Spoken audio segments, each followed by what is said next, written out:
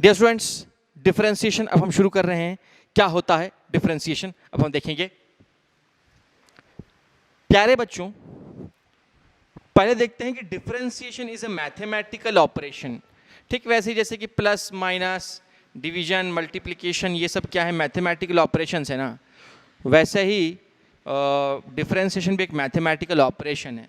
मतलब इसको तुम कोई फंक्शन दो तो उसको काट पीट के ये कोई दूसरा फंक्शन बना देगा, है ना। जैसे तुम 2 और 2 को प्लस करो तो 4 बन जाता है, एक नई चीज़ बन के तैयार हो जाती है। जैसे तुम 3 - 2 करो तो 1 बन जाता है। तो जैसे प्लस माइनस डिवीजन मल्टीप्लिकेशन ये क्या करते हैं, इनको तुम कुछ वैल्यूज़ दो, उसको ये पलट के कुछ नया तुमको बना के दे देंगे, है ना। वैसे ही डिफरेंशिएशन भी समझो कि एक जूसर है। इस जूसर में तुम जैसा फल डालोगे वैसा जूस बना के तुमको वो दे देगा, है ना स्टूडेंट्स। हाँ जी, तो पहली बात तो यह है कि differentiation is a mathematical operation. दूसरी बात क्या है कि it gives instantaneous rate of change of the function y with respect to variable x। यानी जनरली क्या होता है कि y as a function of x हम लिखते हैं। जैसे मान लो मैं लिख रहा हूँ y is equal to 2x, तो यहाँ y किसका फंक्शन है, x का फंक्शन है। तो x को हम बोलते हैं इंडिपेंडेंट वेरिएबल और y को हम बोलते हैं डिपेंडेंट वेरिएबल। क्यों? क्योंकि x इंडिपेंडेंट है, x की जो मन चाहे वैल्यू पुट कर लो। तो y की वैल्यू किस पे डिपेंड कर रही है, x पे डिपेंड कर रही है, इसीलिए y को हम बोलते हैं इंडिपेंडेंट वेरिएबल, सॉरी y को हम बोलते हैं डिपेंडेंट वेरिएबल, ठीक है। और x को हम क्या बोलते हैं, इंडिपेंडेंट वेरिएबल, ठीक है। तो y as a function of x, y equal to 2, ये एक एग्जाम्पल दिया, y equal to sine x, यहाँ भी y as a function of x है, ठीक है। मैं लिखता हूँ y is equal to e का पावर x, यहाँ भी y is a function of x, क्योंकि x के अलग अलग वैल्यू के लिए y के अलग अलग वैल्यू है, x के अलग अलग वैल्यू के लिए y के अलग अलग वैल्यू है, x के अलग अलग वैल्यू के लिए y के अलग अलग वैल्यू है। तो ये y as a function of x है, ठीक है। तो क्या बोल रहा है, तो डिफरेंशिएशन, तो जब मैं लिखता हूँ dy अपॉन dx, ठीक है, तो एक्चुअली इसका मतलब क्या है, इसका मतलब है very small change in y upon very small change in x, ठीक है, dy अपॉन dx। जैसे हम लिखते हैं delta y upon delta x, तो ये क्या है, कुछ बड़ा चेंज इन y अपॉन कुछ बड़ा चेंज इन x। तो यहाँ सिंबल हमने डेल्टा यूज़ किया। डेल्टा क्या दर्शा रहा है कि ये जो बाजू में जो क्वांटिटी लिखी है इसमें कुछ चेंज आ रहा, इसमें कुछ चेंज आ रहा, कुछ बड़ा चेंज आ रहा। तो वैसे d भी एक सिंबल है, d एक सिंबल है जो बताता है कि मेरे बाजू वाली क्वांटिटी में कुछ तो भी छोटा सा चेंज आ रहा, मेरी बाजू वाली क्वांटिटी में कुछ तो भी छोटा सा चेंज आ रहा। तो ये डेल्टा का मतलब कुछ बड़ा चेंज, और d अगर लिख दिया तो मतलब छोटा चेंज। तो d एक सिंबल है, सिंबल है, तो इसको काट नहीं सकते ना, इसको ऐसा काटोगे क्या, नो, ऐसा काटना पॉसिबल नहीं, क्योंकि ये सिंबल है ना बाबा। तो वैसे ही यहाँ d को भी काट नहीं सकते, है ना। तो ये dy बाई डी एक्स, ये dy बाई डी एक्स हमें क्या देता है, इसी को हम बोलते हैं differentiation of y with respect to x। यानी हम डिपेंडेंट वेरिएबल को डिफरेंशिएट करते हैं इंडिपेंडेंट वेरिएबल के रिस्पेक्ट में। डिपेंडेंट वेरिएबल को हम डिफरेंशिएट करते हैं किसके रिस्पेक्ट में, इंडिपेंडेंट वेरिएबल के रिस्पेक्ट में। तो इसको बोलते हैं differentiation of y with respect to x। इसको इस तरह से पढ़ते हैं। तो ये जो dy बाई डी एक्स है, ये एक्चुअली क्या है, ये एक रेशियो है। ये रेशियो किसका रेशियो है, x में अगर छोटा सा बदलाव आया तो y में कितना बदलाव आया होगा, छोटा सा। इसमें छोटा बदलाव आएगा तो इसमें भी छोटा बदलाव आएगा, मतलब इसमें छोटा बदलाव आएगा तो इसमें भी छोटा बदलाव आएगा। तो इसमें छोटा सा बदलाव आने पे इस पर कितना छोटा बदलाव आया, उसी का रेशियो हमको क्या देता है, डिफरेंशिएशन देता है, ठीक है। तो ये है rate of change of y with respect to x, rate of change of y with respect to x, कि y में इतना चेंज आया तो x में कितना चेंज आया, x में इतना चेंज आया तो y में कितना चेंज आया। तो वही बोला कि it gives instantaneous rate of change of function y with respect to variable x, कि x में बदलाव आने से y में कितने रेट से बदलाव आ रहा है, उसी का रेशियो हमको देता है कौन, डिफरेंशिएशन।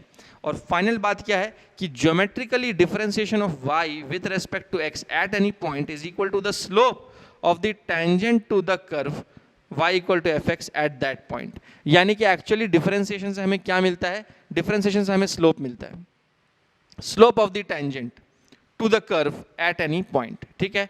यानी डिफरेंशिएशन के थ्रू हमको स्लोप मिल रहा होता है।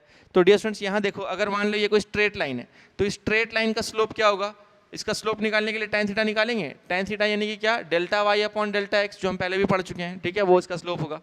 लेकिन अगर मान लो हमको slope eight A given instant of time चाहिए, मतलब कि जैसे मान लो भैया ये कर्व, ठीक है, अभी यहाँ पे मैं एक पॉइंट लेता हूँ, ठीक है, x1 और मैं x2 यहाँ लेता हूँ, ठीक है, ये x2 हो गया, तो फिर ये y1 हो जाएगा और ये y1 हो गया, ये y2 हो गया, इसको मैं ऐसा स्ट्रेट लाइन से ज्वाइन कर लूँगा, ये ऐसा कर दूंगा, ये थीटा हो जाएगा, ये मेरा डेल्टा वाई हो जाएगा, ये मेरा डेल्टा एक्स हो जाएगा। तो इस पॉइंट से इस पॉइंट तक का जो स्लोप है वो भी क्या हो जाएगा, वो स्लोप भी क्या होगा, delta y upon delta x हो जाएगा, ठीक है।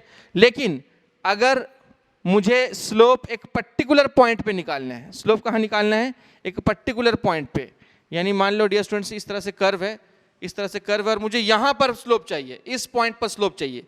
जैसे मान लो मैं बोल दूं कि मुझे x इक्वल टू 2 पे बताओ स्लोप क्या होगा, तो यहाँ मैं दो अलग अलग पॉइंट नहीं ले रहा, दो अलग अलग पॉइंट के बीच में दूर दूर में पॉइंट है और उसके बीच में स्लोप नहीं मांग रहा हूँ मैं ये नहीं मांग रहा, मला हे नहीं पाहिजे, काय पाहिजे मला, एक पर्टिकुलर पॉइंट पे x इक्वल टू 2 पे स्लोप क्या होगा, तो वो स्लोप हम कैसे निकाल पाएंगे डियर स्टूडेंट्स, उसी की हम चर्चा कर रहे हैं। तो अगर यहाँ पर एक पर्टिकुलर पॉइंट पे हमको स्लोप निकालना है तो उसके लिए हम क्या करते हैं कि दो पॉइंट्स, उसके बाजू का एक पॉइंट लेते हैं जो उसको बहुत ही पास, बहुत पास, ठीक है। तो हम क्या करते हैं, जैसे मान लो ये x इक्वल टू 2 है तो उसके बाजू वाला पॉइंट हम ले लेते हैं 2 पॉइंट मान लो 0,001 ऐसा ले लेते हैं, ठीक है। तो ये बाजू वाला पॉइंट भी ऑलमोस्ट वही पॉइंट है ना, और उसके बाद यहाँ हम एक दोनों को ज्वाइन करते हैं और एक छोटा सा इस तरह से ऐसा बनाते हैं। ये तो ये x1 हो गया, ये x2 हो गया, ये y1 हो गया, ये y2 हो गया। तो ये y में एक बहुत छोटा सा बदलाव आ रहा है, इसको हम dy बोल देते हैं, और ये x में एक छोटा सा बदलाव आ रहा है, इसको हम dx बोल देते हैं। तो यहाँ पर जब तुम एक छोटा सा स्लोप निकालोगे तो वहाँ पर स्लोप tan थीटा क्या हो जाएगा, dy बाई dx हो जाएगा। यहाँ slope delta y by delta x होता है क्योंकि पॉइंट बहुत दूर दूर थे, मगर यहाँ एक पर्टिकुलर पॉइंट पे जो स्लोप हम निकाल रहे हैं वो क्या दे रहा है हमको, dy upon dx, very small change in y upon very small change in x। यानी इस लाइन को अगर तुम एक्सटेंड करोगे तो ऐसा महसूस होगा जैसे ये लाइन उस पॉइंट पर यानी x इक्वल टू 2 वाले पॉइंट पे एक टेंजेंट है, और इसी का स्लोप बेसिकली हम निकाल रहे हैं। इसका स्लोप तुम कहीं पे भी देख लो, इसका slope tan theta dy by dx होगा। समझ आ गया डियर स्टूडेंट्स? तो इस तरह की बात है। तो इसी को आगे हम और समझो अच्छे से, इसको अच्छे से समझो, समझ रहे हो बात को, स्लोप एट गिवन इंच। तो ये तीसरा पॉइंट फिर से एक बार पढ़ो और फिर मैं दोबारा एक्सप्लेन करता हूँ। ये तीसरा पॉइंट फिर से पढ़ो, एक बार पढ़ो इसको कि geometrically differentiation of y with respect to x at any point is equal to the slope of tangent to the curve y fx at that point. किसी कर्व dy बाई dx हमको क्या देता है, स्लोप देता है at any point, at any given point of the curve.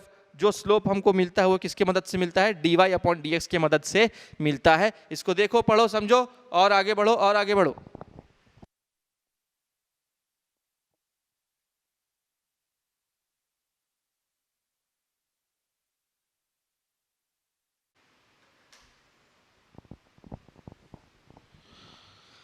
बच्चों, प्यारे बच्चों, ये देखिए, ये डिफरेंशिएशन के कुछ रूल्स हैं, यानी कुछ फॉर्मूला। आप हेडिंग यहां पढ़ सकते हैं। हेडिंग क्या है, derivatives of some standard functions.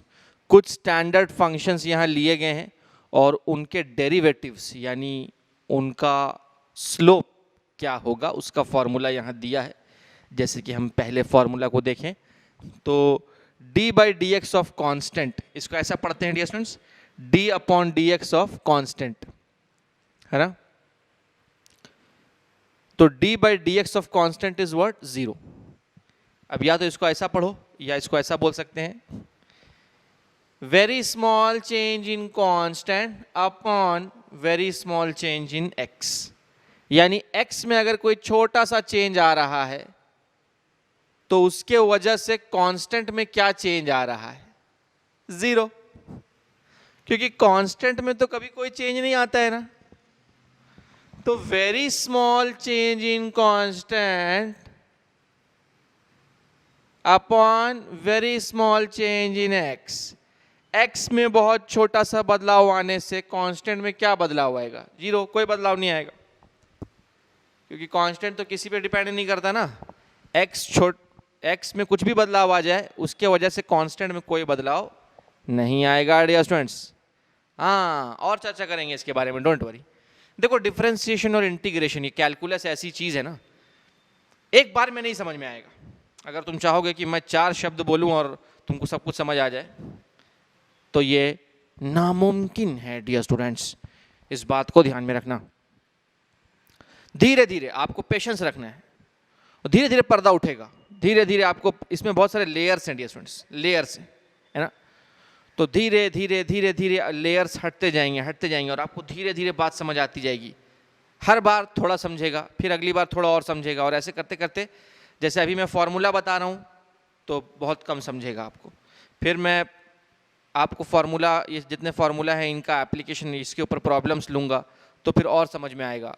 तो धीरे धीरे करके आपको बात समझ में आती जाएगी, घबराने की बात नहीं है। अभी बस जो मैं बोलता जा रहा हूँ उसको जितना हो सके समझने की कोशिश करें, और मैंने जो पहले बातें कही हैं उन बातों से इसको रिलेट करने की कोशिश करें। अगला फार्मूला है D by D x of x का पावर n, और वो क्या है n इंटू एक्स का पावर n-1। मतलब ये जो पावर है वो सामने आ जाएगा। ये actually differentiation of algebraic function है। ये एल्जेब्रिक फंक्शन है x, ये डिफरेंशिएशन ऑफ लॉगरिथमिक फंक्शन है, ये डिफरेंशिएशन ऑफ एक्सपोनेंशियल फंक्शन है, ये डिफरेंशिएशन ऑफ ट्रिग्नोमेट्रिक फंक्शन, ये सारे डिफरेंशिएशन किसके हैं? ट्रिग्नोमेट्रिक फंक्शन के। ठीक है, तो ये डिफरेंशिएशन कांस्टेंट का है, ये एल्जेब्रिक फंक्शन का है। तो ऐसे अलग अलग फंक्शंस हैं, ये कोई लॉगरिथमिक है, कोई एक्सपोनेंशियल है, कोई एल्जेब्रिक है, अलग अलग फंक्शंस हैं, और उन सब का हम डेरिवेटिव देख रहे हैं, यानी हर फंक्शन का हम स्लोप देख रहे हैं। ठीक है, क्योंकि डिफरेंशिएशन के थ्रू हमको क्या मिलता है? स्लोप मिलता है किसी भी फंक्शन का। ठीक है ना, तो d by D x of log x is what? देखो इसको ऐसा लिखो, ये log to the base e है, log to the base e, यानी ये नेचुरल लॉग है। इसको ऐसा लिखो, या इसको ऐसा भी लिखते हैं ln x, ln natural log, है ना। तो कुछ बुक्स में इसको log to the base e of x लिखते हैं, और कुछ बुक्स में इसको ln ऑफ x लिखते हैं। तो इसका डिफरेंशिएशन क्या होता है? 1/x होता है ना। log का डिफरेंस, log x का डिफरेंशिएशन 1/x। एक्सपोनेंशियल फंक्शन को डिफरेंशिएट करोगे उसमें कोई बदलाव नहीं आएगा। अगर D by D x of E का पावर एक्स कर रहे हैं तो ई का पावर एक्स ही रहेगा, उसमें कोई बदलाव नहीं आएगा। ट्रिग्नोमेट्रिक फंक्शन की अगर हम बात करें तो d by D x of sine x cos x होता है, और D by D x of cos x minus sine x होता है। D by D x of tan x, मतलब इसका मतलब आप समझ रहे हैं स्टूडेंट्स, एक्स में बहुत छोटा बदलाव आने से टैन एक्स में कितना छोटा सा बदलाव आएगा, वो ये है सेक स्क्वायर एक्स। ठीक है, ये साइंटिस्ट ने कैलकुलेट करके बताया है हमें, और वो साइंटिस्ट कोई और नहीं, न्यूटन है डियर स्टूडेंट्स, है ना। और एक और साइंटिस्ट है, उनका नाम है लिबनिट्स, है ना। इन दोनों ने मिलकर इसको डेवलप किया है। अब देखो D by D x of sec X is sec X tan X, D by D x of cosec X is minus cosec X cot X, और D by D x of cot X is minus cosec square X. बस यहीं तक। तो ये कितने हो गए dear students? ये 9 नंबर का फॉर्मूला है, और यहाँ मैं नंबर लिख देता हूँ, ये 10 नंबर, 10 फॉर्मूला है। लेकिन ये 10 के 10 आपके लिए इंपॉर्टेंट नहीं है, जो इंपॉर्टेंट है उसको मैं टिक कर देता हूँ। पहले आप एक बात ये समझ लें कि डियर स्टूडेंट्स, एक इंटरेस्टिंग बात यह है कि जो भी c से शुरू होने वाले ट्रिग्नोमेट्रिक फंक्शन है उनका डिफरेंशिएशन नेगेटिव होता है। देखो c से शुरू होने वाला ट्रिग्नोमेट्रिक फंक्शन, इसका डिफरेंशिएशन नेगेटिव हो गया। फिर ये c से शुरू होने वाला ट्रिग्नोमेट्रिक फंक्शन है, इसका डिफरेंशिएशन नेगेटिव हो गया। और ये एक c से शुरू होने वाला ट्रिग्नोमेट्रिक फंक्शन है, और इसका डेरिवेटिव भी यानी डिफरेंशिएशन भी नेगेटिव हो गया। लेकिन जो c से शुरू होने वाले नहीं है उन सभी का डेरिवेटिव पॉजिटिव है। यानी देखो ये c से नहीं शुरू हो रहा, तो यहाँ प्लस है, ये c से नहीं शुरू हो रहा, प्लस है, ये c से नहीं शुरू हो रहा, प्लस है ना। तो हमने देखा कि जो c से शुरू होने वाले हैं ट्रिग्नोमेट्रिक फंक्शंस, उन सब का डिफरेंशिएशन करोगे तो तुमको एक नेगेटिव टर्म वहाँ पे मिल जाएगा। तो मतलब ये याद रखने के लिए काम में आता है। ठीक है, और इंटीग्रेशन में इसका ठीक उल्टा होता है। इंटीग्रेशन में इसका ठीक उल्टा होता है, c वाले पॉजिटिव होते हैं और बाकी सब नेगेटिव होते हैं। इंटीग्रेशन में आप देखेंगे, इस बात को याद रखना है ना। तो अब इसमें इंपॉर्टेंट कौन सा है, फिजिक्स पॉइंट ऑफ व्यू से कौन सा इसमें इंपॉर्टेंट है फॉर्मूला, वो मैं आपको बता दूं। तो इसमें डियर स्टूडेंट्स ये तो आपको याद रखना है, ये तो बहुत आसान है, आपको याद रहेगा। एक ये बहुत ही इंपॉर्टेंट, सबसे ज़्यादा यही यूज़ होता है डियर स्टूडेंट्स। लॉग वाला भी कभी कभार यूज़ हो जाता है, ये भी बहुत ईजी है, ये भी आप याद रखें। और यहाँ पर से साइन और कॉस, बस इतने ही आपको याद रखने हैं डियर स्टूडेंट्स। कितने हो गए देखो, इधर 4 5 6, बस ये 6 फॉर्मूला आपको याद रखने हैं। फिजिक्स में आपका काम हो जाएगा, आसानी से हो जाएगा, है ना, मैं गारंटी देता हूँ। ये 6 फॉर्मूला आप बाय हार्ट कर लें डियर स्टूडेंट्स। 6 फॉर्मूला कोई मुश्किल नहीं है, बहुत छोटे छोटे फॉर्मूला, इसको याद कर लें, आपको बहुत आसानी हो जाएगी। ठीक है, अच्छा अब यहाँ कुछ और बातें मैं आपको बताना चाहूँगा, वो ये है कि डियर स्टूडेंट्स जब हम बोलते हैं y is a function of x, जब हम बोलते हैं y is a function of x, तो वहां पर जब हम dy बाई डी एक्स निकालते हैं तो dy बाई डी एक्स के थ्रू एक्चुअली हम क्या निकाल रहे होते हैं? dy बाई डी एक्स के थ्रू एक्चुअली हम निकाल रहे होते हैं slope of f of x। ठीक है, मतलब मैं इसको ऐसे लिखता हूं, तो ये dy by D x of y के जगह पर कौन है? f ऑफ x है, फंक्शन ऑफ x। तो f ऑफ x मैंने लिख दिया, और ये इससे हमको क्या मिलता है actually, slope of F of x, function of x का स्लोप मिल रहा है, ठीक है। यानी ये क्या बोलना चाह रहा हूं मैं, समझाता हूं मैं। ये देखो, अगर मैं लिखता हूं y is equal to sine x, तो y is a function of x, क्योंकि y is a function of x ना, क्योंकि x के बदलने से y बदल रहा है, तो y is a function of x, ठीक है। तो डियर स्टूडेंट्स, यहाँ पर जब मैं बोलूँगा dy बाई डी एक्स, यानी x में जो छोटा सा बदलाव आ रहा है, तो उसके करेस्पॉन्डिंग y में कितना छोटा सा बदलाव आ रहा है, उसी का रेशियो है ये। तो y के जगह पर मैं क्या सब्स्टिट्यूट करूँगा, यहाँ तो y साइन x है, तो y के जगह पर मैंने साइन x रख दिया, ठीक है। अभी D by D x of sine x क्या होता है, फॉर्मूला कहता है कि D by D x of sine x cos x होता है, तो मैंने लिखा D by D x of sine x is cos x. अब ये कॉस एक्स क्या है, cos X is the slope of sine X, यानी मैं ऐसा बताता हूँ स्टूडेंट्स कि ये जो चीज़ है ये एक्चुअली स्लोप है, किसका स्लोप है, ये इसका स्लोप। ये क्या है, ये भी स्लोप है, किसका स्लोप है, इसका स्लोप। ये क्या स्लोप है, ये स्लोप है, किसका स्लोप है, इसका स्लोप, उस कांस्टेंट का स्लोप है ये, ठीक है। तो डियर स्टूडेंट्स, आप कुछ भी देख ले, ये क्या है, स्लोप है, ये किसका स्लोप है, ये पूरा का पूरा किसका स्लोप है, इसका स्लोप। ये पूरा का पूरा किसका स्लोप है, तो भैया इसका स्लोप है। ये पूरा का पूरा किसका स्लोप है, तो इसका स्लोप।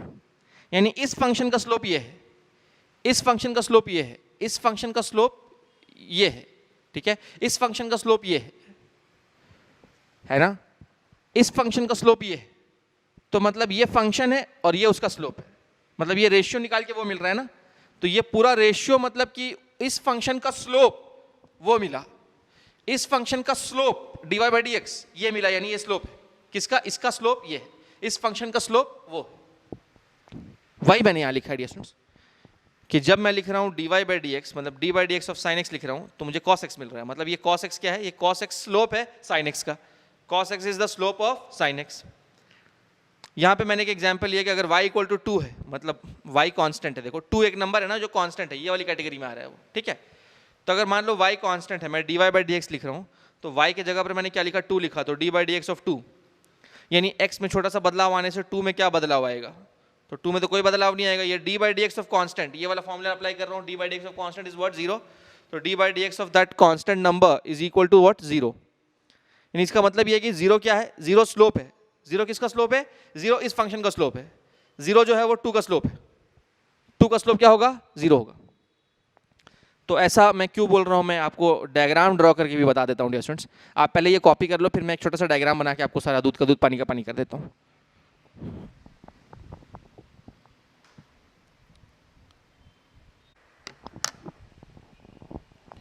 तो डियर स्टूडेंट्स, अभी हम यहाँ पर ये देख रहे हैं, देखो मैंने क्या किया है, मैंने इस वाले फंक्शन को आप देख रहे हैं y इज इक्वल टू 2, तो ये y इक्वल टू 2 का मैंने ग्राफ प्लॉट किया। ये देखो ग्राफ ऐसा प्लॉट होगा, आपको ये ग्राफ दिख रहा है डियर स्टूडेंट्स, ये इस तरह से प्लॉट होगा। y इक्वल टू 2, देखो y एक्सिस है, ये x एक्सिस है, और y एक्सिस पे मैंने 2 ले लिया, 2 पे मैंने स्ट्रेट लाइन ड्रॉ कर दिया, तो ये y इक्वल टू 2 का ग्राफ हो गया, ठीक है। अब ये ग्राफ मैंने आपको ऑलरेडी सिखाया है कैसे ड्रॉ करना है, ठीक है। तो ये y इक्वल टू 2 का ग्राफ है। अब अगर आप ध्यान से देखें तो इस ग्राफ का स्लोप क्या होगा, 0 होगा, यानी x के बदलने से, x भले बदलता जाए, क्या इस y में कोई बदलाव आएगा, क्या y में कोई बदलाव आएगा, x के बदलने से y बदलेगा क्या, x बढ़े या घटे,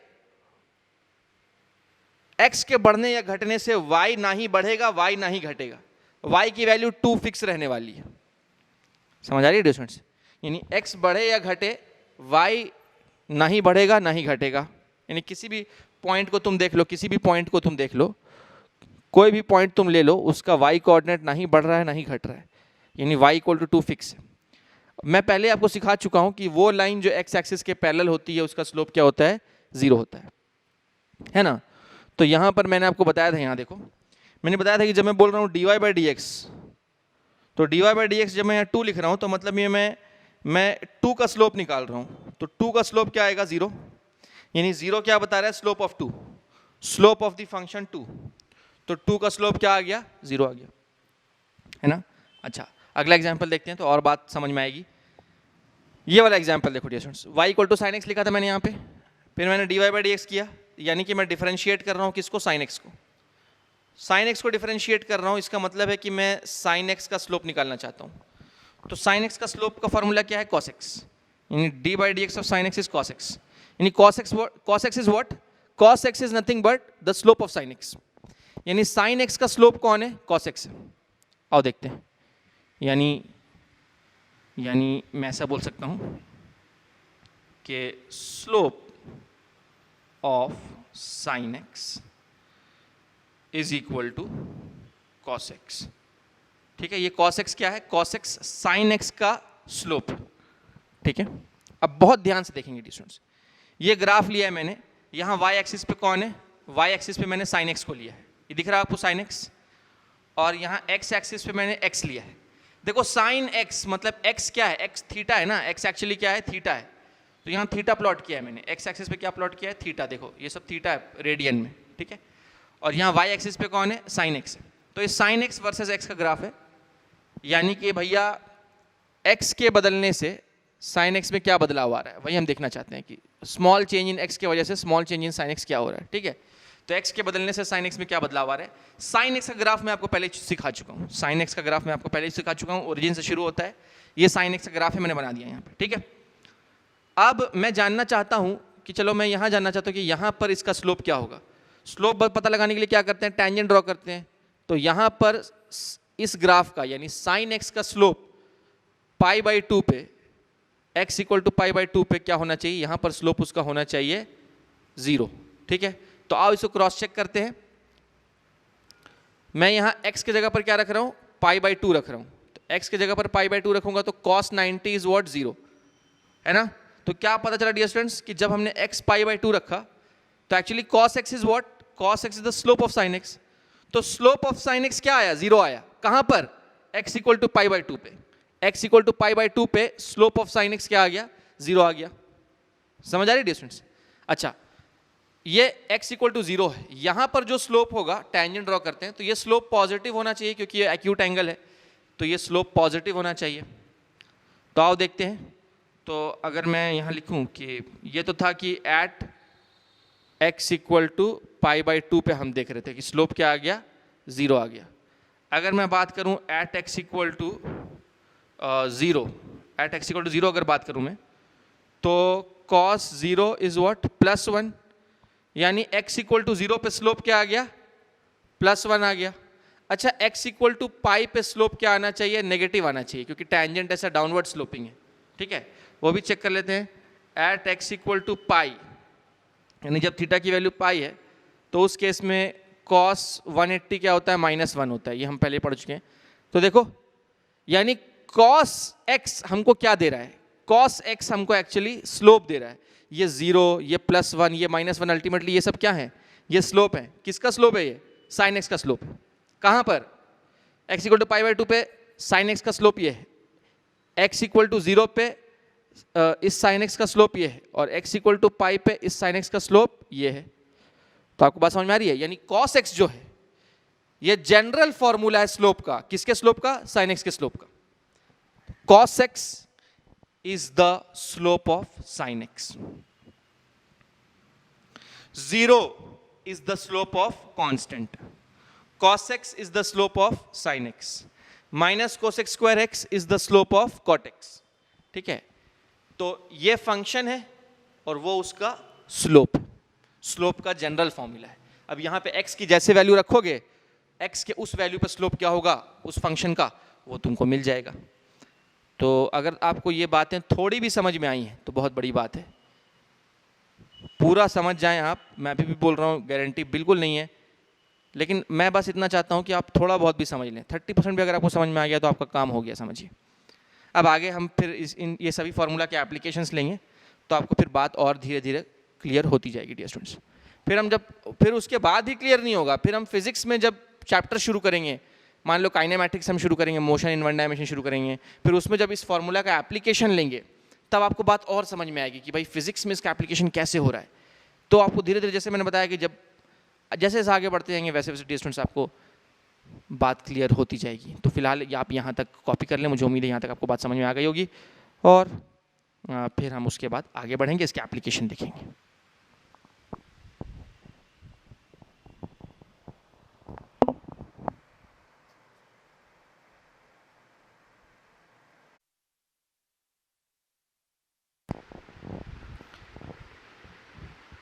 हेलो प्यारे बच्चों। तो पिछले सेशन में हम डिफरेंशिएशन के बारे में देख रहे थे। हमने देखा कि डिफरेंशिएशन क्या होता है। हमने देखा कि differentiation is nothing but slope of a given curve. किसी कर्व का स्लोप हमको मिलता है डिफरेंशिएशन से, यानी dy/dx से स्लोप मिलता है, प्लस हमको रेशियो मिलता है कि x में जब कोई छोटा बदलाव आता है तो उसकी वजह से y में वो जो छोटा बदलाव आ रहा है, उन दोनों के रेशियो को ही हम डिफरेंशिएशन बोलते हैं, dy/dx बोलते हैं। अभी मैंने आपको पिछले सेशन में कुछ फॉर्मूला वगैरह लिख के दिए थे, कुछ रूल्स लिख के दिया था। तो हम अब पहले दो फार्मूला यहाँ देख रहे हैं और उनके एप्लीकेशंस अभी हम देखेंगे।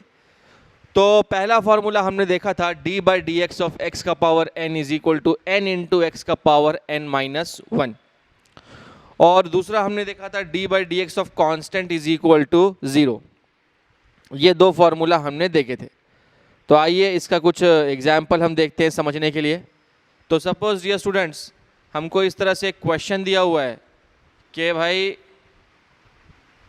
y इज इक्वल टू, उसने बोला है y is equal to x का पावर 3 यानी x क्यूब, है ना। और उसने बोला है कि इसका dy/dx निकालिए। क्या निकालिए? dy/dx निकालिए, ठीक है। तो इसका dy/dx हम कैसे निकाल सकते हैं प्यारे बच्चों? तो देखो, इसमें पहले तो यहाँ पे हमको y दिख रहा है, तो यहाँ y के जगह पर हम क्या सब्स्टिट्यूट करेंगे? एक्स क्यूब सब्स्टिट्यूट करेंगे।